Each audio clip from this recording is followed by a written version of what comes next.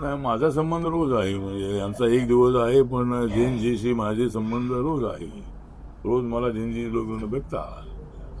आणि आपला अभिजित टिपकेला मी बोललो होतो की तू आरपीआय मध्ये ये, कारण त्याचे वडील जे आहे ते वडील इंजिनियर आहे. आमच्या कॅन्सरच्या मुवमेंटला त्यांचं फार मोठं सहकार्य मिळालेलं आहे. आणि तो बाबासाहेबांना मानणार आहे, जय भीमचा नारा देणार आहे. तेव्हा त्याला म्हणालो मी रिपब्लिकन पक्ष बाबासाहेबांचा कसा ते देशभरामध्ये मी वाढवतोच आहे. पण तुझ्यासारखा एक तरुण जर माझ्यासोबत आला तर एक तरुण पिढी जी आहे ही एकदम ऍक्टिव्ह होऊ शकेल. आणि तुला हवामानाचा चांगला अंदाज आहे, त्याचा मला सुद्धा अंदाज आहे. त्यामुळं तू आमच्यासोबत ये. त्याचं म्हणणं आहे मी माझी पार्टी चालवणार आहे. तर ठीक आहे. तर जैनजीशी माझाही संबंध, माझा डायलॉग नेहमी आहे. पण आपण सांगितलं त्याप्रमाणे बघूया, आपण एखादा असा जो आपल्या मुलांच्यासाठी संवाद जो आहे तो संवाद ठेवण्याचा आपण प्रयत्न करू. आता राहुल गांधींचा झालेला आहे, देवेंद्र फडणवीस यांचाही झालेला आहे, आता माझा फक्त बाकी आहे. त्यामुळं तो मी प्रयत्न करेन असं अरेंज करून आपण मुलांची बोलायला हरकत नाही. मुलं तरुण मुलांच्या मनामध्ये ज्या भावना आहे त्यांच्या मनामध्ये उद्रेक आहे तो जाणून घेऊन त्यांना कशा पद्धतीने मदत करता येऊ शकेल. आणि आमच्या सरकारची ही भूमिका आहे की नरेंद्र मोदी यांनी जो अजेंडा बनवलेला आहे त्याच्यामध्ये युवा, किसान, महिला आणि गरीब या वर्गाला न्याय देणं, या वर्गांच्या भावना समजून देणं हा आमचा मुख्य अजेंडा आहे. आणि त्यामुळं युवकांच्या सोशल मीडियाच्या प्रचारामुळं किंवा ते आमच्या पाठीशी उभे राहिल्यामुळं आम्हाला 14 मध्ये ही सत्ता मिळालेली आहे, 19 मध्ये सत्ता मिळालेली आहे. त्यामुळे त्यांच्याकडे जैनजीकडे दुर्लक्ष करून अजिबात चालणार नाही आहे. त्यांच्या ज्या मागण्या आहेत, जसं आता दीपक आपला अभिजित दिपके जो आहे त्यांनी काही शाळा जाऊन पाहिल्या लातूरमध्ये आणि कुठे पाहिलेल्या आहेत. तर ती गोष्ट खरी आहे की सरकारने सुद्धा अशा शाळांकडे लक्ष देणं आवश्यक आहे. आणि भारत सरकार, राज्य सरकार, मी तर सांगितलं दिवशी आपल्याला अगोदर शाळा दुरुस्त होणं अत्यंत आवश्यक आहे मुलांसाठी. तिथं गुन्हा दाखल झाला औसामध्ये त्यांनी आंदोलन केलं, शाळेची जी अवस्था आहे त्याच्या विरोधात आंदोलन केलं, त्यांच्यावर गुन्हा दाखल झाला. ते काय मला माहित नाही काय तक्रार केली त्यांनी की आमच्या सरकारी कामात अडथळा आणला म्हणून तो गुन्हा दाखल केला त्यांनी. आपण अभिजित दिपकेच्या जे शाळा वाचव आंदोलनाला समर्थन दिलं, अभिजित दिपकेच्या शाळा वाचवा आंदोलनाला आपण समर्थन दिलं, पण ते ज्या पद्धतीने जाऊन अल्पवयीन मुलांशी संवाद साधताय पालकांच्या परवानगीशिवाय, हे योग्य आहे? नाही, संवाद साधतात म्हणजे आता त्यांनी अनेक ठिकाणी शाळा चांगल्या पण आहेत, अनेक ठिकाणी नाहीत, पण अशी परिस्थिती आहे. त्यामुळं आता अधिकाऱ्यांनी सरकारकडे रिपोर्ट केले पाहिजे.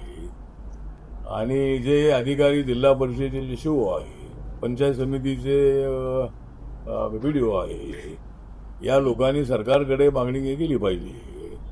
आणि काय वेळेला अधिकारी मागणी करतात पण सरकारकडून बजेट मिळत नाही, अशी या पद्धतीची परिस्थिती आहे. त्यामुळं सरकारने जे नियोजन आहे ते नियोजन चांगल्या पद्धतीनं करणं आवश्यक आहे. एज्युकेशनला महत्त्व देणं आवश्यक आहे. आणि आता संवाद साधणं म्हणजे आता कुठल्या एखाद्या गावातल्या त्या आई वडिलांना विचारलं ते बाबा शाळा ठीक आहे का, ते म्हणणार नाही ठीक नाही आहे, मुलांना इथं आमच्या शौचालय नाही आहे, बसायला तिथे त्यांना बेंच नाही आहे. अशा पद्धतीनं अनेक अडचणी आहेत. आणि अडचणी आहेत ज्याच्यामध्ये सरकारी बजेट हे लिमिटेड असतं आणि त्या बजेटमधून सगळं हे करणं अडचणीचं असतं. तरी सुद्धा शाळा शिक्षण अत्यंत महत्त्वाचं आहे. ज्या सोयी सुविधा फार हाय फायची आवश्यकता नाही आहे, पण त्या लिमिटेड असणाऱ्या ज्या काही सुविधा आहेत त्या विद्यार्थ्यांना मिळाल्या पाहिजे. आणि आता आम्ही सुद्धा मी ज्या गावात मी ज्या शाळेला शिकत होतो त्यावेळेला मंदिरामध्ये शाळेत बसत होतो आम्ही. म्हणजे शाळा होती, इमारत होती, पण विद्यार्थी वाढले की मग दुसऱ्या खोल्या बांधण्यासाठी काही लवकर बजेट मिळत नाही. त्यामुळं मग शिक्षकांचा नाईलाज असतो.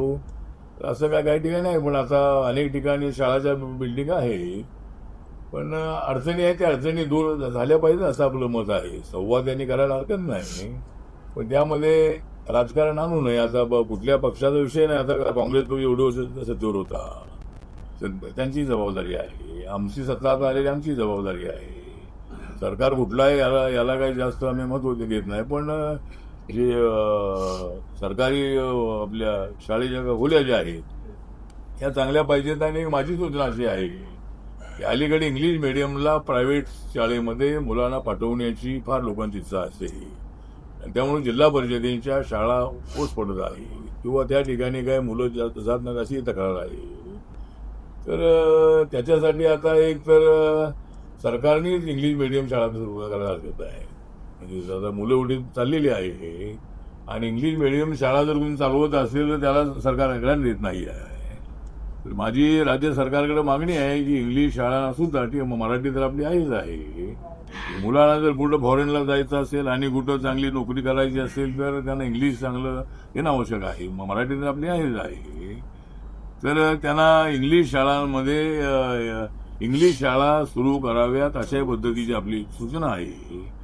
आणि प्रायव्हेट शाळेमध्ये त्यांना ग्रँट न मिळाल्यामुळं डोनेशन घेतल्याशिवाय त्यांना शाळा चालवता येत नाही आहे आणि गरीब मुलं डोनेशन देऊ शकत नाही.